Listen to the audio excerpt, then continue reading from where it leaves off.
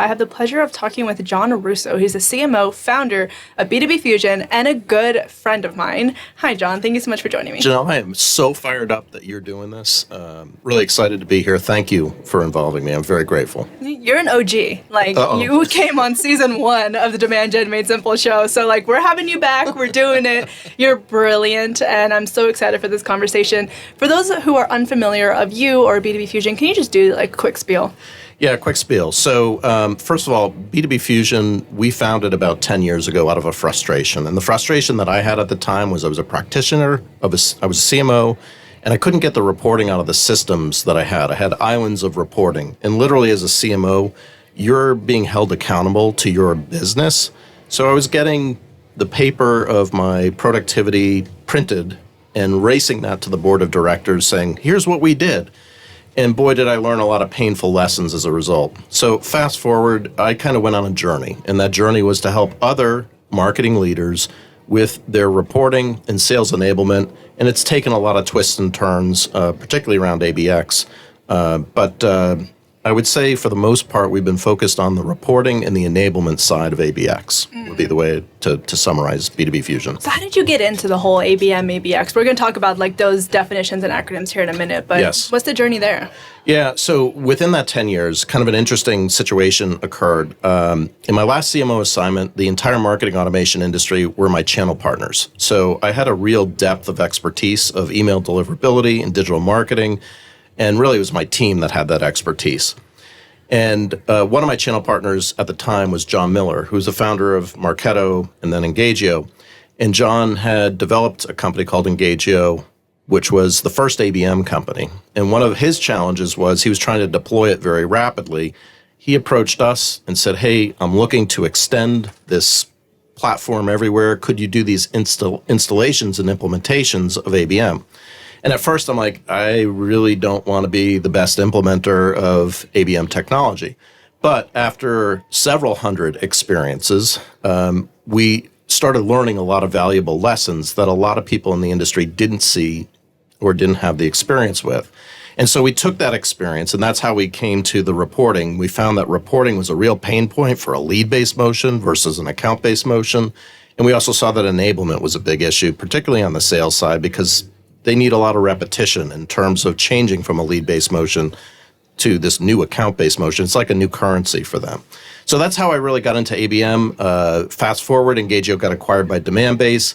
And then we started thinking about, well, who's really leading the market right now? And we kind of looked around, and our Engagio sales team all kind of got recruited over to 6sense.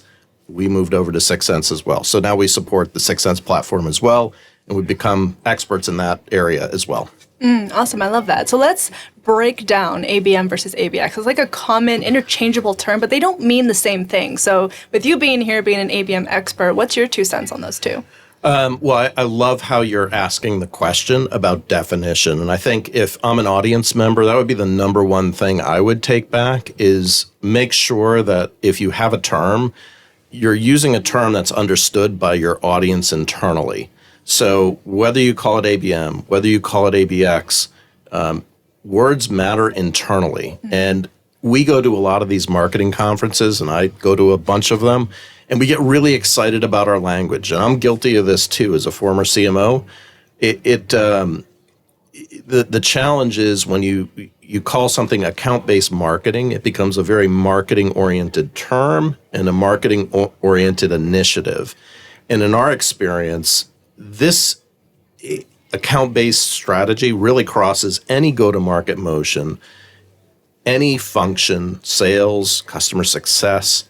So I think in the last year or two, you've heard more people calling it ABX because it's a broader category. That said, I still go back to what your original question, which I think is an outstanding one, is you really have to figure out what works for you internally. The last thing you want to be doing as a marketer, believe it or not, is introducing new terminology. And I've learned that the hard way as a CMO when, I had a CEO who said, "What's demand gen?" So, pause, pregnant pause. But if your audience doesn't understand your terms, you're in trouble. So you want to try to figure out what's going to be something that they're going to understand. ABX probably is a little bit broader, so I'd probably tend to bend in that direction. versus saying the initiative is ABM related. I always tell everybody marketing 101. It's like in our roots, right? Tailor your message for your audience. And I think that goes back to everything you were saying. Totally. Either introducing a new concept, getting buy-in for that concept, molding a concept into the language that your company uses. Yes. Marketing 101. Yes. And you'd be surprised. I mean, because we go to all these conferences, we just get it drilled into us. And we're really excited here in this room. But we got to remember, there's a lot of people outside of this room that are not here. Mm-hmm.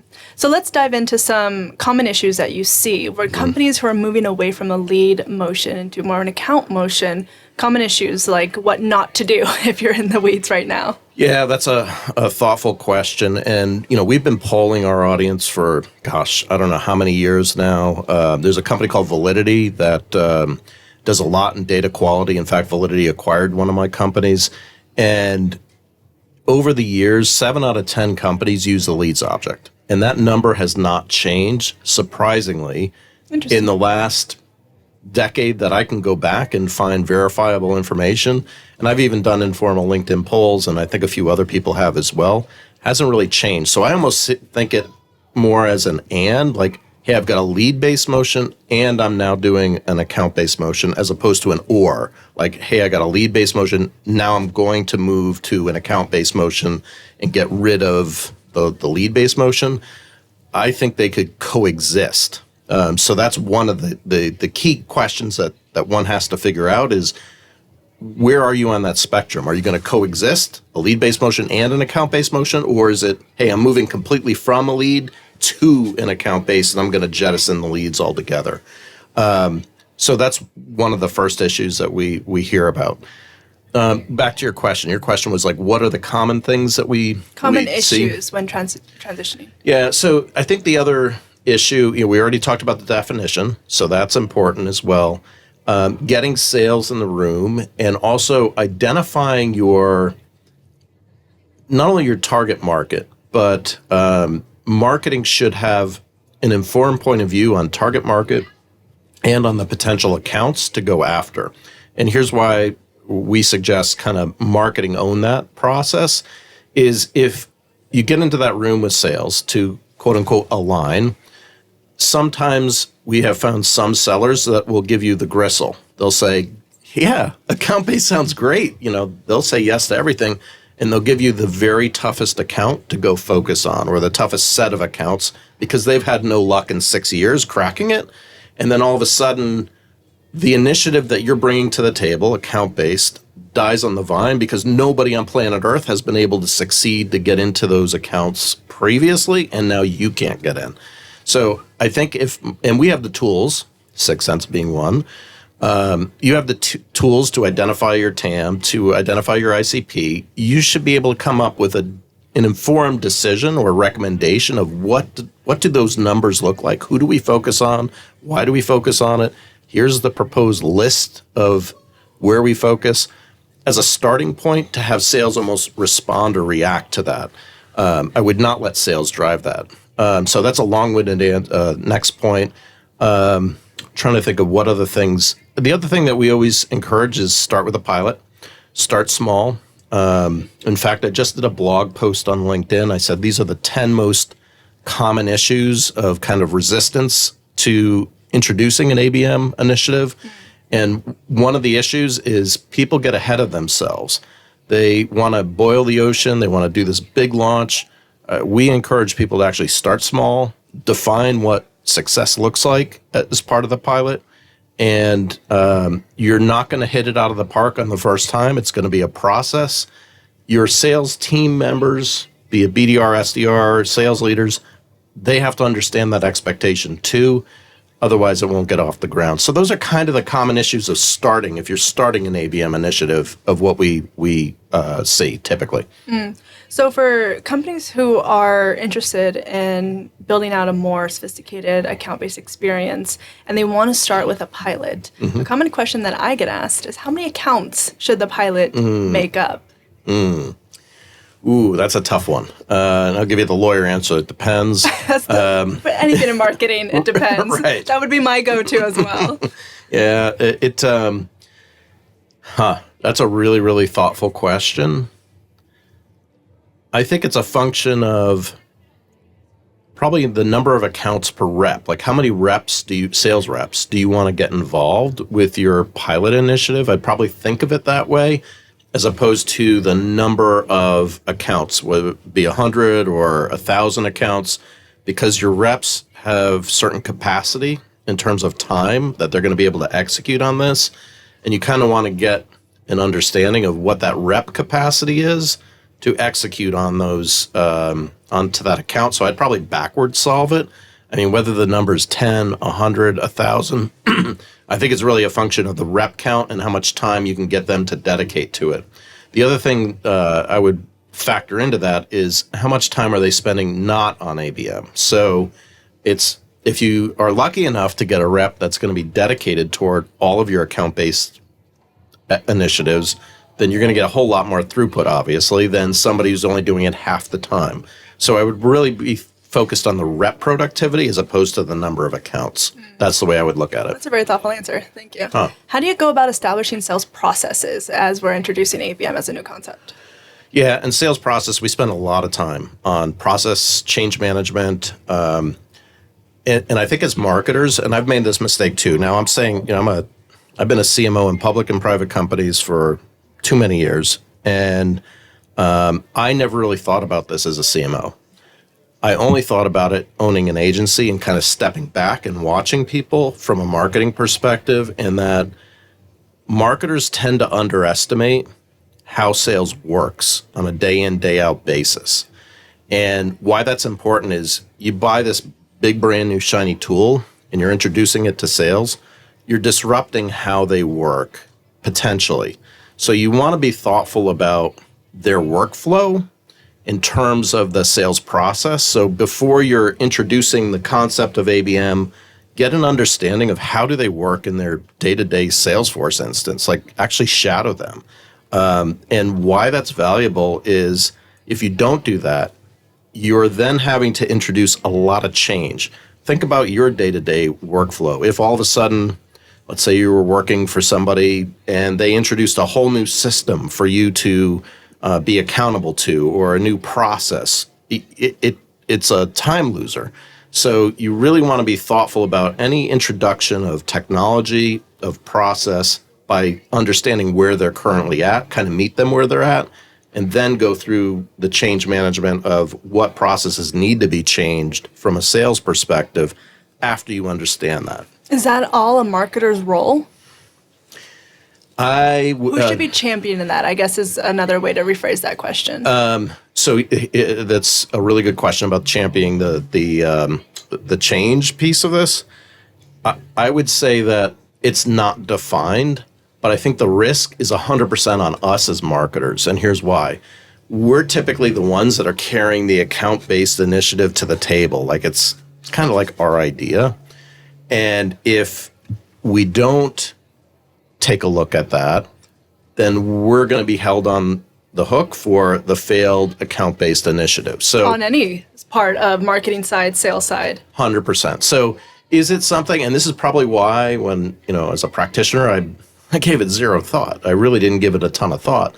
But the more I studied it, the more I realized, I'm like, oh, wait a second. You got to be super thoughtful here, whether it's the reporting, whether it's presenting insights, whether it's the alerts. You got to be super thoughtful about how your sales team actually prospects. Because if you're not, the initiative is going to hit a brick wall. I'm going to put you on the spot here, if that's okay. Sure, yeah. So with your plethora of experience under the ABM umbrella, I'm sure you had somebody along the lines try a pilot and fail, and somehow months or years down the end, do it again and succeed. Yes. What did they do differently that they should have done to begin with that companies can make sure they get in front of? Yeah, and I don't think it's on the spot. I mean, it's I'm glad you kind of framed it that way, but I think it's part of the process of learning. I would say I could think of a recent example, where a company had launched a pilot and they really didn't define their target and their TAM properly. And then a secondary issue, which unfortunately is a very consistent one, is they didn't look hard at their data. And why that matters, you bring in one of these platforms, you make an investment in the platform. If the data quality is off, then the platform ROI is not going to be where it needs to be. And more specifically around, let's say the platform matches on URLs. If you don't have the proper URLs or the proper hierarchy, you run a risk of a failed pilot. And that's what happened in this situation. The data was not ready. The target accounts were not identified properly. And there was no expectation of understanding what the sales process was. An introduction occurred and boom, it imploded. So from that point, I think that's when we got engaged right after a failed pilot. We kind of stepped in and we helped take a look at all that data, and we realized the matching percentage of what was in their CRM system was very low relative to that of the platform, of the 6sense platform. And so by improving the data quality, we were able to get the match rate high enough so it started producing very valuable information. And at the same time, we had to do a lot of selling on how the system would work with the sales team. So very specific use cases of how they would use the platform, how it would benefit them. That was helpful learning coming out of the pilot as well. And I guess the third thing that was interesting was we established the pilot criteria. And why that's important is, how do you know if you're succeeding or not? It's really important to get everybody to agree, this is what conversion looks like. This is what success looks like. When we had all those elements, we relaunched, and we were a lot more successful than the first time around. Now we're on the third pass of doing it. So it's kind of like, it's like anything in life. It's just continuous improvement. You just got to keep chipping away at it. It's not going to go well the first time. You're going to learn a ton, but you got to do the first time to get to the second time. So, long-winded answer to your question. No, I love it. We have time for one more question together. Sure. And this is a kind of a common question that I'm sure you get too. Do you need a specific tech to do ABM? Good question on the tech. So, it certainly is a lot easier when you have the tech to get from point A to point B. Do you need it? You can get away with it, but it's just not going to scale in our experience. So particularly if you're, I'd say at least 100 to 150 employee level, when you start getting beyond that, the technology will save you a lot of time and a lot of energy that if you didn't have the technology, you're then having to do manually. So you could probably get away with it at an earlier stage of a company and kind of throwing campaigns. I mean, you could outsource, in theory, a lot of it too. But at some point, you kind of cross the threshold of it would just be easier if we had a platform that did a lot of this work for us, so we're not having to do it ourselves. So I think it depends on your company size and the appetite. You can do it, but I wouldn't recommend it. I think if you have the technology, it certainly can be a helpful factor. I appreciate that. Thank you, Jon, so much for taking time to join me. Janelle, I appreciate it. Thank you so much for tuning in to the Demand Gen Made Simple show. If you found value in today's episode, please consider leaving a review, as it really helps me reach more people just like you. And make sure to subscribe so you can be notified when the next episode drops. Thank you, and see you next time.